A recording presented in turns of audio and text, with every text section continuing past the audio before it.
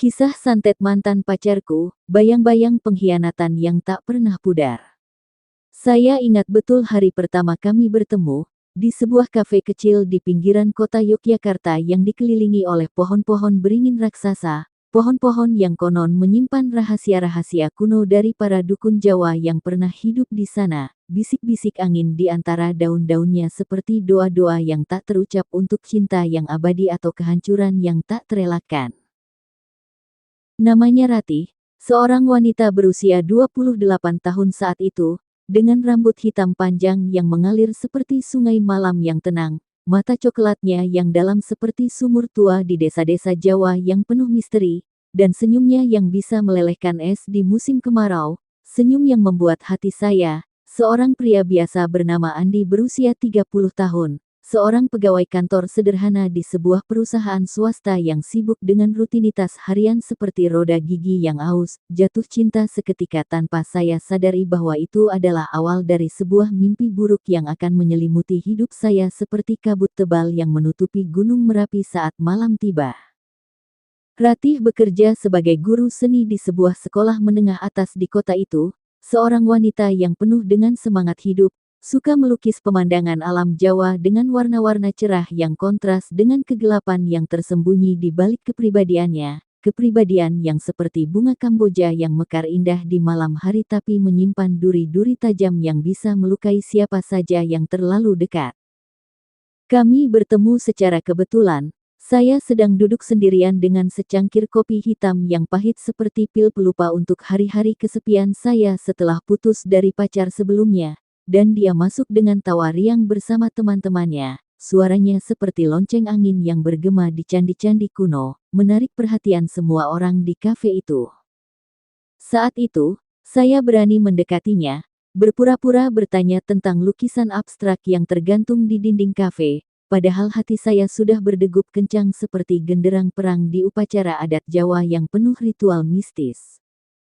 Hubungan kami berkembang dengan cepat, seperti sungai yang meluap setelah hujan deras di musim penghujan, penuh dengan janji-janji manis yang kami bisikkan di bawah pohon-pohon sawo kecik di taman kota, di mana burung-burung gereja berkicau seperti saksi bisu atas sumpah kami untuk bersama selamanya. Ratih menceritakan masa kecilnya di sebuah desa kecil di lereng Gunung Lawu, di mana neneknya adalah seorang dukun tradisional yang dikenal bisa berkomunikasi dengan leluhur melalui mimpi-mimpi yang gelap, mimpi-mimpi yang sering membuat Ratih terbangun di malam hari dengan keringat dingin, tapi dia selalu tertawa saat menceritakannya, mengatakan bahwa itu hanyalah cerita lama yang tak lagi relevan di era modern ini. Saya, Andi, yang dibesarkan di kota besar Jakarta dengan orang tua yang sibuk bekerja dan tak pernah percaya pada hal-hal mistis, merasa terpesona oleh cerita-ceritanya, melihatnya sebagai warna-warni yang menambah keindahan hidup kami, tanpa menyadari bahwa benih-benih kegelapan itu sudah tertanam dalam dirinya seperti akar-akar pohon beringin yang merambat ke dalam tanah subur, siap untuk menjerat siapa saja yang mengkhianatinya. Setelah 6 bulan berpacaran, kami memutuskan untuk menikah, sebuah keputusan yang datang seperti hembusan angin sepoi-sepoi di sawah hijau yang luas, penuh harapan untuk masa depan yang cerah. Pesta pernikahan direncanakan dengan megah, meskipun anggaran kami terbatas, di sebuah gedung serbaguna di pinggiran Yogyakarta yang dikelilingi oleh sawah-sawah yang bergoyang ditiup angin seperti gelombang laut hijau, dengan undangan untuk 200 tamu yang mencakup keluarga, teman, dan rekan kerja. Ratih sibuk memilih gaun pengantin putih yang mengalir seperti air terjun di lereng gunung, gaun yang membuatnya tampak seperti peri dari cerita rakyat Jawa, sementara saya mengurus undangan dan dekorasi. Hati saya penuh dengan kegembiraan yang tak terkira, membayangkan hidup kami bersama seperti dua burung lovebird yang saling berdampingan di sangkar emas. Seminggu sebelum hari H, segalanya tampak sempurna. Seperti lukisan Ratih yang paling indah, tapi seperti pepatah Jawa yang sering dia ucapkan, urip iku urup, hidup itu seperti api yang bisa menyala terang atau membakar habis segalanya dalam sekejap. Malam itu, seminggu sebelum pesta pernikahan, hujan deras mengguyur kota Yogyakarta seperti air mata langit yang menangisi dosa-dosa manusia. petir menyambar-nyambar seperti cambuk dewa yang marah, dan angin menderu seperti jeritan roh-roh yang gelisah di alam baka. Saya sedang berada di sebuah hotel kecil di pusat kota, tempat rahasia yang saya pilih untuk bertemu dengan seorang wanita bernama Sari, seorang rekan kerja yang cantik dan ambisius, berusia 26 tahun dengan rambut pendek bergelombang seperti ombak pantai selatan yang ganas, mata hijau yang tajam seperti pisau bedah, dan tubuh atletis yang membuat hati saya tergoda meskipun saya tahu itu salah besar. Sari adalah tipe wanita yang seperti magnet, menarik perhatian dengan karisma yang membara seperti api unggun di malam desa, dan hubungan kami yang terlarang dimulai beberapa bulan lalu, saat proyek kantor memaksa kami bekerja lembur berjam-jam, di mana obrolan ringan berubah menjadi sentuhan-sentuhan yang berbahaya, seperti ular yang merayap pelan sebelum menyergap mangsanya. Malam itu, setelah pertemuan penuh gairah yang meninggalkan rasa bersalah seperti duri yang tertancap di dada, ponsel saya berdering dengan nada dering yang familiar, nada yang biasa saya atur untuk Ratih, dan saat saya mengangkatnya, suaranya yang biasanya lembut seperti embun pagi kini berubah menjadi raungan singa betina yang terluka, penuh dengan tuduhan yang menusuk seperti jarum pentul yang menusuk boneka Fudo. "Andi, di mana kamu sekarang? Aku tahu semuanya. Foto-foto dari temanmu yang mengirimkan pesan itu, bukti selingkuhmu dengan perempuan murahan itu." Jeritnya melalui telepon, suaranya pecah seperti kaca yang retak di bawah tekanan, dan saya bisa membayangkan wajahnya yang biasanya cantik kini memerah seperti darah yang mendidih, matanya yang berkaca-kaca seperti danau yang diganggu badai. Saya panik, berusaha membela diri dengan kata-kata yang terputus-putus seperti ranting pohon yang patah diterpa angin kencang, tapi bukti itu tak terbantahkan. Pesan-pesan teks yang intim, foto-foto candid yang diambil oleh seorang teman yang iri, semuanya terungkap seperti rahasia yang terkubur di bawah tanah subur desa Jawa, kini terbongkar oleh tangan tak kasat mata. Keesokan harinya, kami bertemu di rumah kecil Ratih di pinggiran kota, sebuah rumah kayu sederhana yang dikelilingi oleh pagar bambu yang bergoyang pelan seperti penjaga rahasia, di mana aroma masakan Jawa tradisional seperti gudeg yang manis masih menyelimuti udara, tapi kini bercampur dengan bau amis darah metaforis dari luka hati yang dalam. Ratih duduk di teras, mengenakan kebaya sederhana yang kusut seperti jiwa yang hancur, rambutnya yang biasanya rapi kini acak-acakan seperti sarang burung yang diterpa ribut. Dan saat saya mendekat, dia menatap saya dengan mata yang penuh dendam, mata yang seperti lubang hitam yang menelan cahaya. "Kamu menghancurkan segalanya, Andi. Pernikahan kami, mimpi kami, semuanya seperti abu yang berterbangan di angin kencang. Aku mencintaimu lebih dari nyawaku sendiri, tapi kamu seperti ular berbisa yang menggigit tangan yang memberinya makan." Kata-katanya mengalir panjang, penuh dengan isak tangis yang seperti jeritan angin di gua-gua misterius lereng Merapi, menceritakan bagaimana dia merencanakan segalanya dengan hati yang tulus, bagaimana dia membayangkan anak-anak kami bermain di halaman rumah impian, bagaimana pengkhianatan ini seperti pisau yang menusuk perutnya sendiri, membuatnya muntah darah emosional yang tak terlihat. Saya memohon maaf, berlutut di depannya seperti seorang pezina yang bertaubat di depan altar dewa. Tapi Ratih sudah berubah, wajahnya yang lembut kini keras seperti batu andesit dari gunung berapi, dan dia berkata dengan suara rendah yang seperti bisikan setan, "Pergilah, Andi. Tapi ingat, di tanah Jawa ini, pengkhianatan tak pernah dibiarkan begitu saja.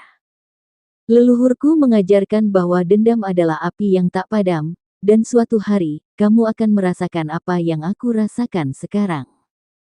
Saat itu, saya mengira itu hanya ancaman kosong dari hati yang terluka, seperti kata-kata para penyair yang penuh metafora gelap, tapi tatapannya yang menusuk seperti jarum halus santet membuat bulu kuduk saya merinding, seolah ada angin dingin dari alam lain yang menyapa leher saya. Pernikahan dibatalkan, undangan dibakar seperti mimpi yang hangus, dan saya pindah ke sebuah kontrakan kecil di pusat kota, berusaha melupakan, tapi bayang-bayang Ratih seperti hantu yang mengikuti langkah saya di malam-malam sunyi. Beberapa hari setelah putus, kehidupan saya tampak normal di permukaan, Seperti danau yang tenang tapi menyimpan arus bawah yang ganas, saya kembali bekerja dengan rutinitas yang membosankan. Bertemu Sari yang kini menjadi pacar baru saya, tapi ada sesuatu yang salah, sesuatu yang seperti bisikan angin di telinga saat saya sendirian. Malam pertama setelah pindah, saya bermimpi buruk yang begitu nyata, mimpi di mana Ratih berdiri di depan sebuah pohon beringin raksasa di desa asalnya. Tangannya memegang boneka kain merah yang menyerupai saya, dengan jarum-jarum panjang yang menusuknya pelan-pelan, dan dia tersenyum, senyum yang seperti bulan sabit di malam gelap, sambil bergumam mantra dalam bahasa Jawa kuno yang saya tak pahami tapi terasa seperti kutukan yang meresap ke tulang sumsum. Saya terbangun dengan keringat dingin yang membasahi spray seperti air hujan deras, dada saya sesak seperti diikat tali rami yang ketat, dan saat itu, saya merasakan goresan halus di lengan kanan saya, seperti kuku kucing yang menggaruk, tapi saat saya menyalakan lampu, tak ada apa-apa, hanya kulit yang memerah seperti bekas luka santet yang mulai bekerja. Keesokan harinya, sakit mulai datang pelan-pelan, seperti racun yang merembes dari tanah basah setelah hujan, perut saya mulas tak terkendali, diare yang berdarah tipis seperti air sungai yang tercemar, dan dokter di klinik terdekat hanya menggelengkan kepala, mengatakan itu mungkin stres pasca putus, tapi saya tahu itu lebih dari itu, karena setiap malam, mimpi itu datang lagi, semakin jelas, Ratih kini ditemani oleh neneknya yang sudah meninggal, seorang wanita tua dengan wajah keriput seperti kulit kayu jati tua, mata buta yang seolah bisa melihat jiwa saya, dan mereka bersama-sama menusuk boneka itu. Setiap tusukan disertai dengan rasa sakit nyata di tubuh saya, seperti api yang menyala di perut, membuat saya meringkuk di lantai kontrakan yang dingin seperti batu nisannya. Saya mulai meneliti tentang santet, ilmu hitam Jawa yang konon bisa dikirim melalui boneka atau mantra, sesuatu yang saya anggap mitos sebelumnya, tapi kini terasa seperti kenyataan yang menggerogoti. Saya membaca buku-buku lama di perpustakaan universitas, berbicara dengan teman-teman yang berasal dari desa, dan mereka semua mengangguk pelan, itu bisa saja, Andi. Ratih dari keluarga dukun, neneknya terkenal sebagai penyanyi, santet di Lawu. Kata penyanyi itu konotasi gelap, seperti penyanyi opera yang menyanyikan lagu kematian, bukan suara indah tapi jeritan jiwa yang tersiksa. Sari, pacar baru saya, mulai khawatir. Wajahnya yang cantik kini pucat seperti kain kafan. Dia memeluk saya erat saat saya menceritakan mimpi-mimpi itu, tapi bahkan pelukannya tak bisa menghalau dingin yang merayap dari dalam, seperti angin utara yang membawa bau tanah kubur. Kejadian semakin aneh, seperti skenario dari film horor Jawa yang gelap. Barang-barang di kontrakan saya bergerak sendiri, gelas kopi yang jatuh dari meja tanpa sebab seperti tangan tak kasat mata yang mendorongnya. Bayangan hitam yang melintas di cermin kamar mandi saat saya mandi, bayangan yang menyerupai Ratih dengan gaun pengantin yang robek-robek seperti kain yang disobek oleh tangan dendam. Suatu malam, saat hujan deras lagi mengguyur seperti tangisan langit atas dosa saya, pintu kontrakan diketuk pelan, ketukan yang seperti irama gamelan yang lambat dan menyeramkan. Saya membuka pintu dengan tangan gemetar, tapi tak ada siapa-siapa. Hanya secarik kertas basah di depan pintu, dengan tulisan tangan Ratih yang saya kenali, kamu akan merasakan sakit hatiku, selamanya. Kata-kata itu seperti mantra yang meresap, dan malam itu, sakit perut saya kambuh hebat, saya muntah darah hitam seperti lumpur dari rawa-rawa misterius, dan dokter rumah sakit menggeleng, ini bukan penyakit biasa, mungkin keracunan, tapi tak ada racun yang terdeteksi. Waktu berlalu, tapi teror itu tak reda, malah semakin dalam seperti sumur tanpa dasar di desa-desa Jawa yang konon menghubungkan dunia manusia dengan alam gaib. Saya mulai kehilangan berat badan drastis, wajah saya yang dulu segar kini cekung seperti patung kayu yang terkikis usia, mata saya merah seperti darah yang mengalir pelan, dan pekerjaan saya terganggu. Bos saya memandang curiga saat saya sering absen karena mimpi-mimpi yang membuat saya tak bisa tidur. Mimpi di mana Ratih kini muncul dengan wujud hantu, kulitnya pucat seperti mayat yang baru dikubur, rambutnya melambai seperti ular-ular hitam, dan dia berbisik, ini baru permulaan, Andi. Santet nenekku adalah warisan yang tak bisa kau hindari, seperti hujan deras yang membasahi sawah tapi membawa banjir bandang ke desa-desa yang tak siap. Saat saya terbangun dari mimpi itu, tubuh saya sudah basah kuyup oleh keringat yang dingin seperti embun pagi di makam-makam tua, dan kali ini, bukan hanya goresan di lengan, tapi luka kecil yang muncul di dada saya, luka yang berbentuk seperti jarum yang tertancap, mengeluarkan darah tipis yang berbau amis seperti darah ikan mati di sungai yang tercemar, membuat saya berteriak sendirian di kontrakan yang sunyi seperti gua kosong di pegunungan Kares. Saya tak tahan lagi. Andi yang dulu percaya diri dan rasional kini berubah menjadi bayangan dirinya sendiri. Langkah saya goyah seperti orang tua yang dibebani kutukan, dan saya memutuskan untuk mencari bantuan dari seorang paranormal yang direkomendasikan oleh seorang teman kantor bernama Budi, seorang pria paruh baya berusia 45 tahun dengan kulit gelap seperti kayu jati yang terbakar matahari, mata sipit yang penuh rahasia seperti mata burung hantu di malam bulan purnama, dan suara serak yang seperti angin menderu melalui celah-celah batu nisan. Budi, yang berasal dari desa di sekitar Borobudur, menceritakan bahwa dia pernah mengalami hal serupa saat muda, santet dari tetangga yang iri, dan kini dia menjadi perantara antara dunia nyata dan gaib, menggunakan ilmu kebatinan Jawa yang diajarkan oleh ayahnya, seorang sesepuh yang konon bisa melihat roh-roh penasaran yang berkeliaran seperti kabut di pagi buta. Kami bertemu di sebuah rumah kecil di pinggiran kota, rumah yang dikelilingi oleh pohon-pohon pisang yang daunnya bergoyang pelan seperti tangan-tangan hantu yang memanggil, dan di dalamnya, aroma kemenyan yang menyengat hidung seperti asap dari upacara selamatan yang salah, membuat hati saya berdegup kencang seperti genderang perang yang tak kunjung usai. Paranormal itu, yang bernama Mbah Suro, seorang lelaki tua berusia sekitar 70 tahun dengan janggut putih panjang seperti akar-akar pohon beringin yang menjuntai, kulitnya keriput seperti peta kuno yang penuh cerita mistis, dan tangannya gemetar tapi kuat seperti besi yang ditempa di api gaib, memandang saya lama sebelum berbicara, matanya yang kabur seolah menembus jiwa saya seperti sinar X yang melihat tulang-tulang retak. Santet ini kuat, Mas Andi, katanya dengan suara pelan yang seperti bisikan angin di antara daun-daun kering, ini bukan santet biasa, tapi yang dikirim dengan bantuan leluhur, boneka yang dipasang di pohon beringin desa asal si pengirim, dan setiap malam, energi dendamnya bertambah seperti api yang ditiup angin kencang. Dia meminta saya menceritakan segalanya secara rinci, dari awal pertemuan dengan Ratih hingga pengkhianatan yang seperti pisau bermata dua yang memotong ikatan cinta kami, dan saat saya menyebut nama Ratih dan desa asalnya di lereng Lawu, wajah Mbah Suro berubah pucat seperti kain kafan yang baru dicuci. Ah, keluarga itu terkenal, neneknya adalah dukun santet yang legendaris, konon pernah membuat seluruh desa gemetar dengan kutukannya. Rohnya masih berkeliaran seperti bayang-bayang di malam tanpa bintang.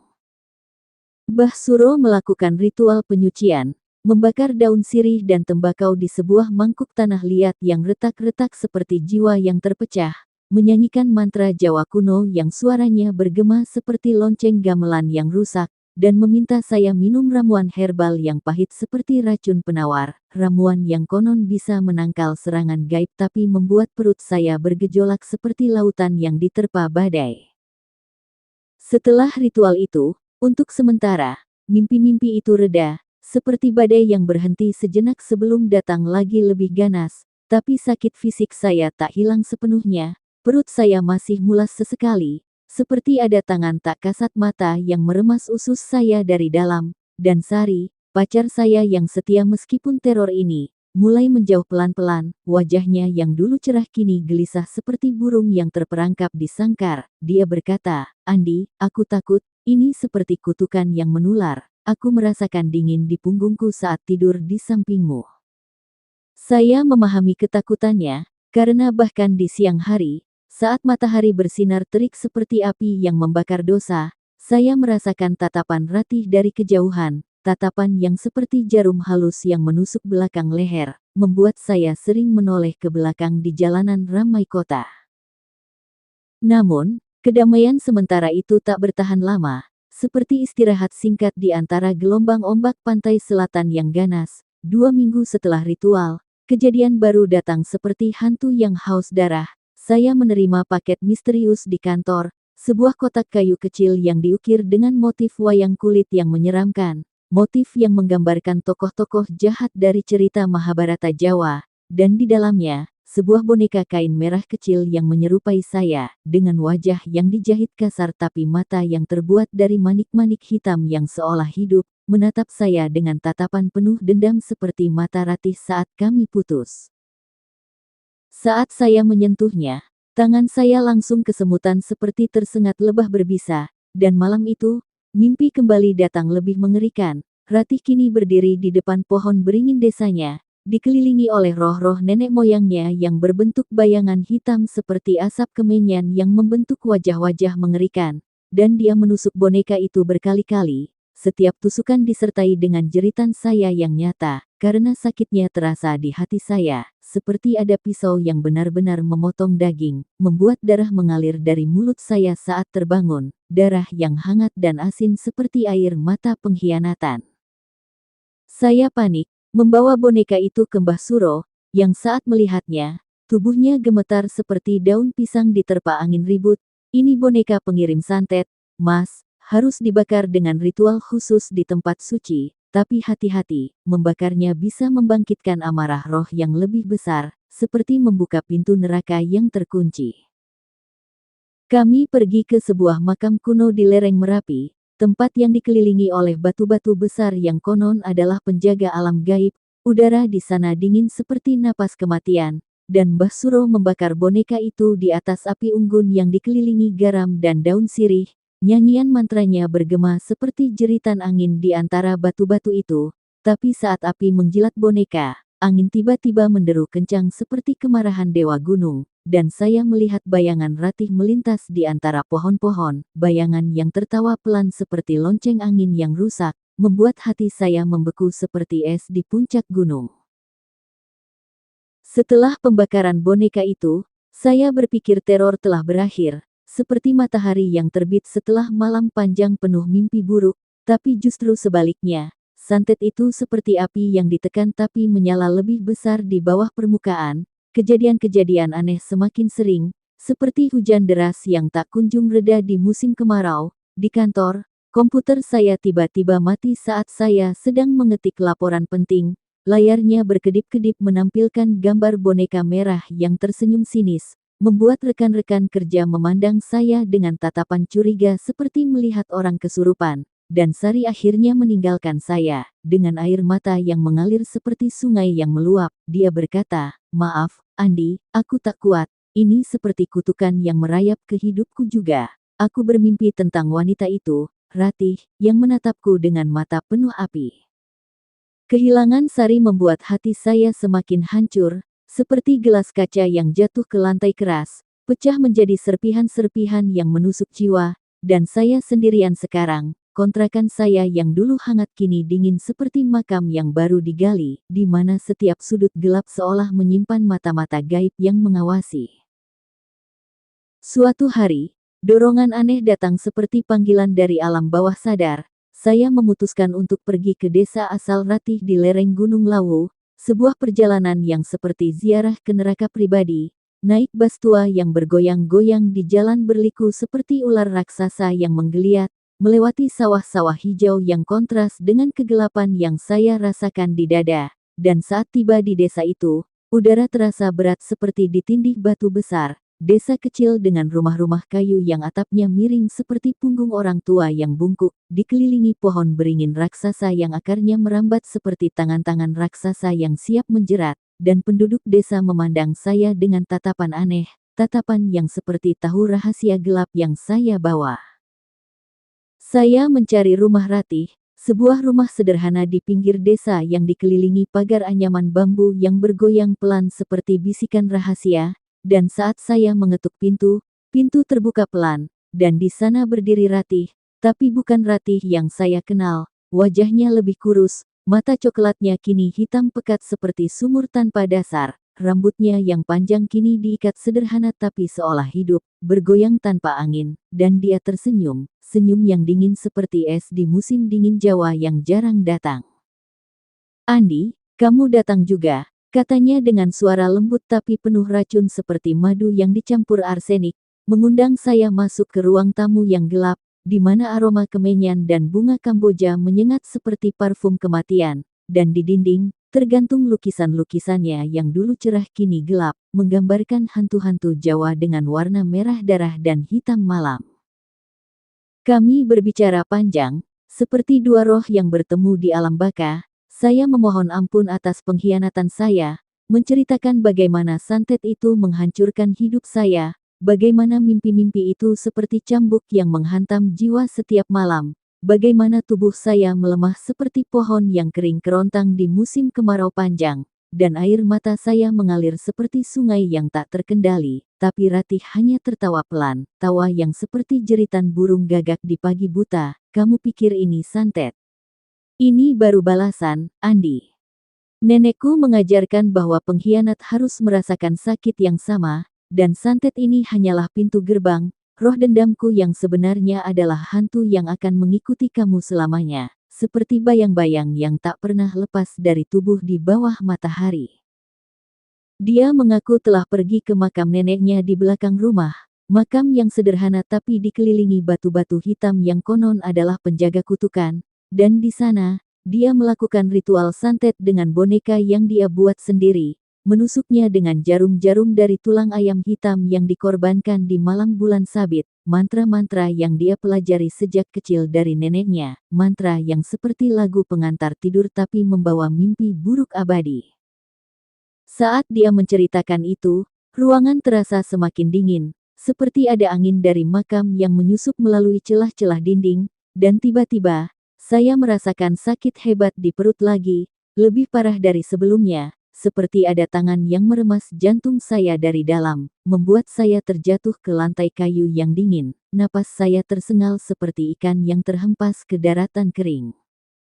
Ratih berdiri di atas saya, matanya berkilat seperti kilat di malam badai. "Pergilah sekarang, Andi, sebelum roh nenekku datang sepenuhnya, tapi ingat, santet ini tak akan berhenti sampai kamu benar-benar hancur, seperti rencana pernikahan kita yang kau robek dengan tanganmu sendiri." Saya keluar dari rumah itu dengan langkah terlatih, seperti orang buta yang tersesat di hutan belantara, dan di depan pohon beringin desa, saya melihat boneka lain tergantung di dahan rendah, boneka yang menyerupai saya lagi, bergoyang pelan seperti mayat yang digantung, dan saat itu, angin menderu, daun-daun berguguran seperti hujan darah, dan suara Ratih bergema di telinga saya, "Kembalilah ke kota, tapi kegelapan akan mengikuti." Perjalanan pulang adalah neraka, bus yang saya naiki seolah melaju melalui kabut tebal yang tak wajar, sopirnya menggerutu tentang hantu jalan raya yang sering muncul di lereng Lawu, dan saat tiba di Yogyakarta, tubuh saya sudah lemah. Demam tinggi seperti api neraka yang membakar dari dalam. Dokter di rumah sakit mendiagnosis infeksi misterius yang tak bisa dijelaskan. Obat-obatan tak mempan seperti air yang dituang ke api yang tak terlihat. Kini, berbulan-bulan setelah pertemuan itu, saya masih hidup, tapi seperti mayat berjalan di antara orang-orang normal.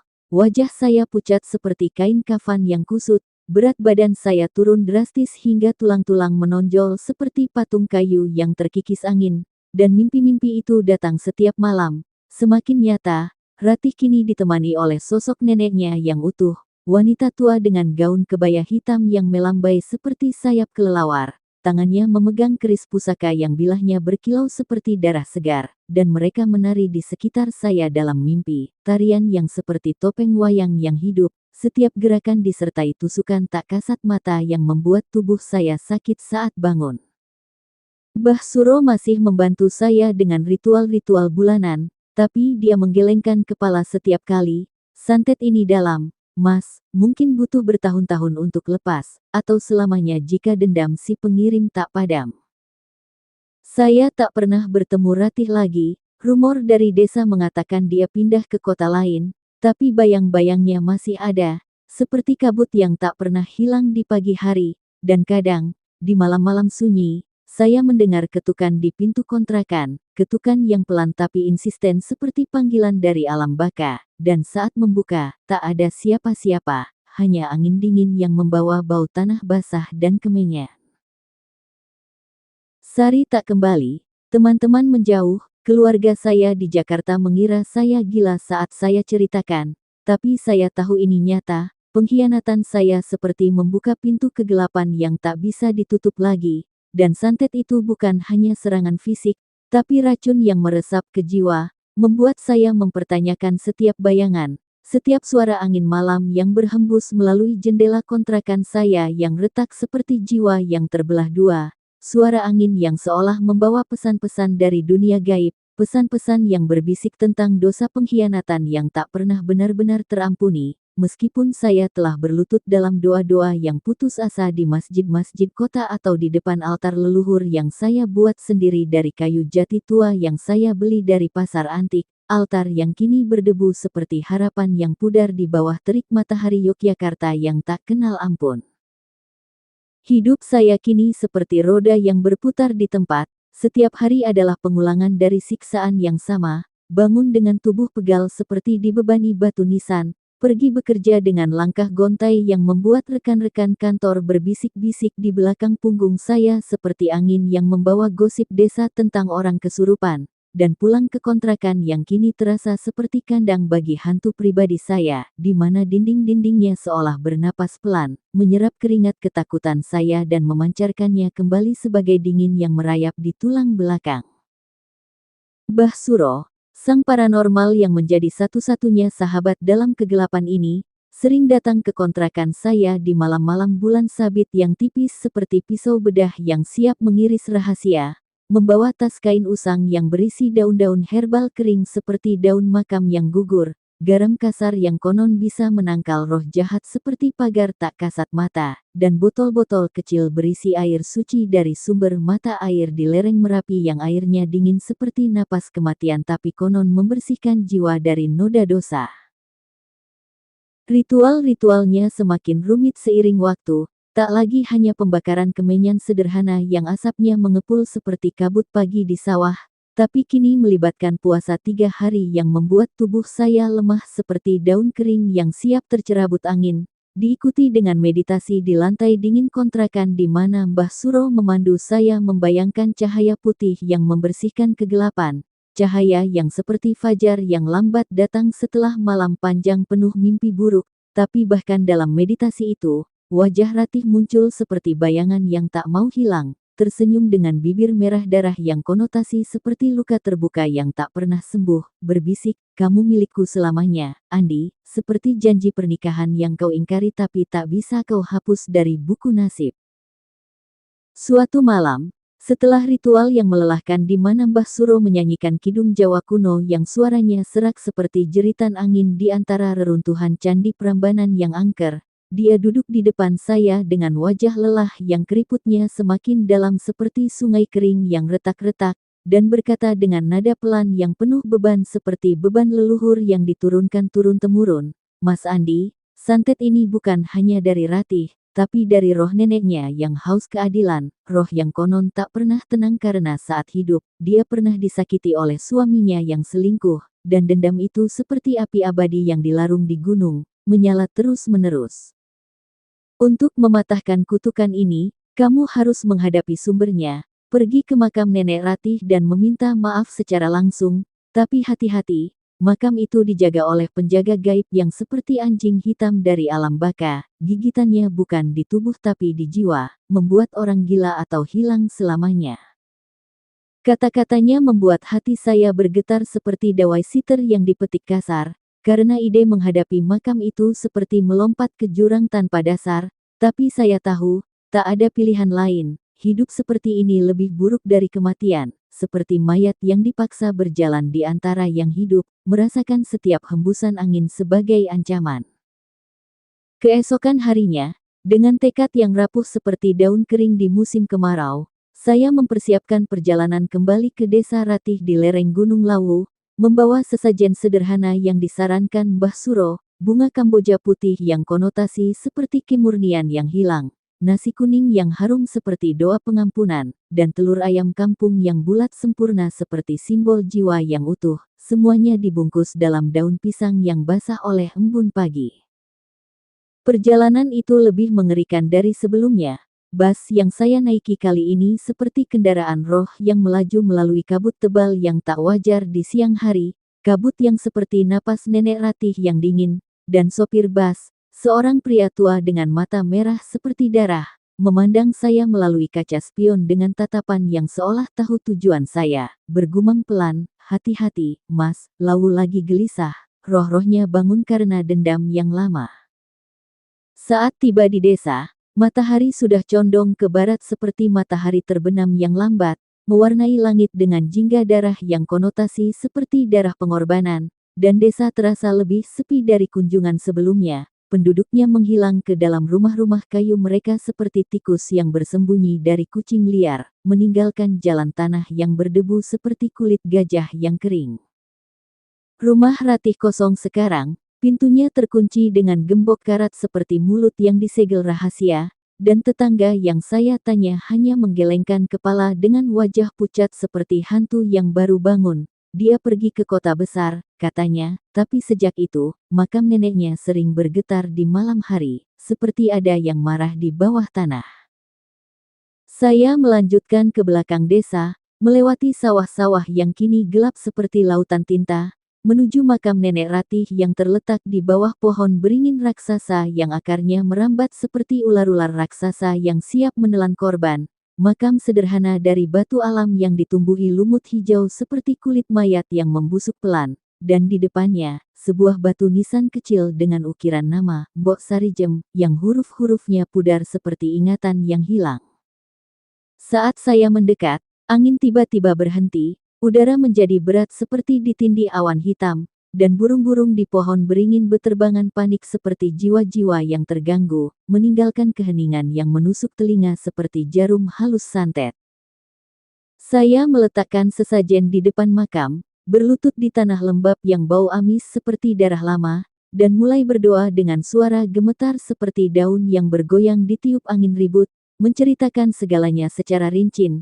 Dari pengkhianatan saya yang seperti pisau yang menusuk hati Ratih, hingga penderitaan yang saya alami sekarang, air mata saya mengalir deras seperti sungai yang meluap setelah hujan deras, membasahi tanah makam yang seolah menyerapnya seperti haus akan pengakuan. Maafkan saya, Mbok Sarijem, maafkan Ratih atas dendam ini, saya tahu dosa saya besar, seperti gunung yang runtuh menghancurkan desa di bawahnya, tapi tolong, lepaskan kutukan ini, biarkan saya hidup kembali seperti manusia biasa, bukan bayangan yang tersiksa.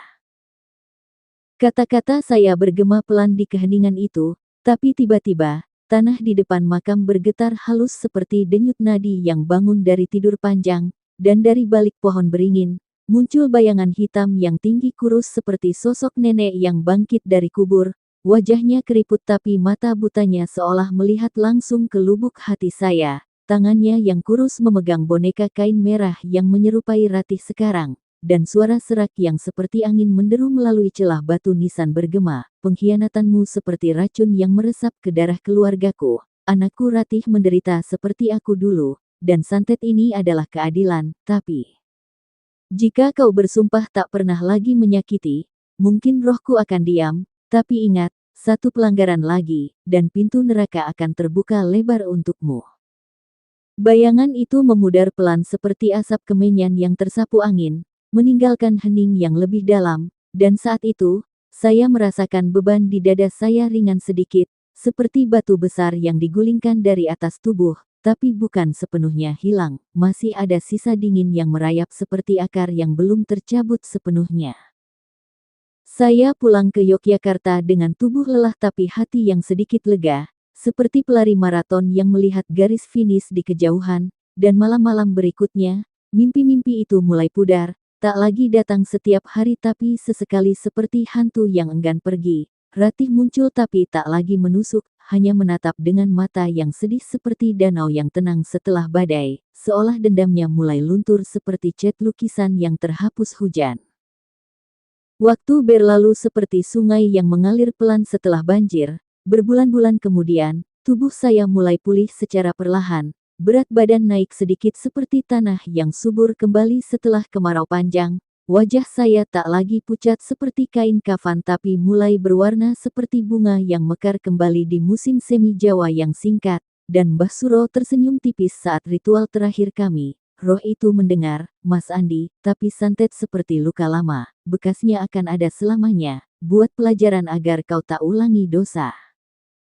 Saya kembali bekerja dengan semangat yang baru, meskipun rekan-rekan masih memandang curiga seperti melihat orang yang selamat dari kecelakaan mengerikan, dan Sari, mantan pacar saya yang pergi karena takut, menghubungi saya suatu hari melalui pesan singkat yang penuh keraguan seperti burung yang ragu terbang kembali ke sarang. Andi, aku dengar kamu lebih baik sekarang, maukah kita bertemu lagi? Tapi saya ragu, karena pengalaman ini mengajarkan saya bahwa cinta bisa menjadi pintu gerbang kegelapan jika tak dijaga dengan hati-hati, seperti bunga Kamboja yang indah tapi beracun di malam hari. Rumor tentang Ratih datang lagi dari desa, katanya dia menikah dengan seorang pria baik dari kota lain, hidup bahagia seperti burung yang bebas dari sangkar, tapi saya tahu, di balik senyumnya yang mungkin kembali cerah, ada bekas luka yang seperti milik saya, luka yang mengingatkan akan pengkhianatan yang hampir menghancurkan kami berdua. Saya tak pernah kembali ke desa itu, tapi setiap kali melewati pohon beringin di taman kota, hati saya berdegup kencang seperti genderang ritual, mengingat akar-akar gaib yang bisa merambat kemana saja.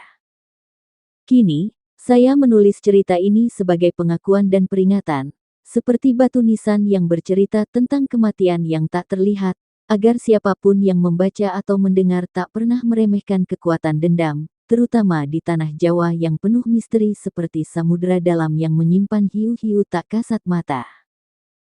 Hidup saya tak lagi sama, tapi setidaknya, saya hidup, meskipun dengan bayang-bayang yang selalu mengikuti seperti sahabat setia yang dingin, mengingatkan bahwa pengampunan sejati datang dari dalam, bukan dari ritual atau doa semata, dan pengkhianatan adalah api yang bisa membakar pelaku dan korban dalam lingkaran tak berujung.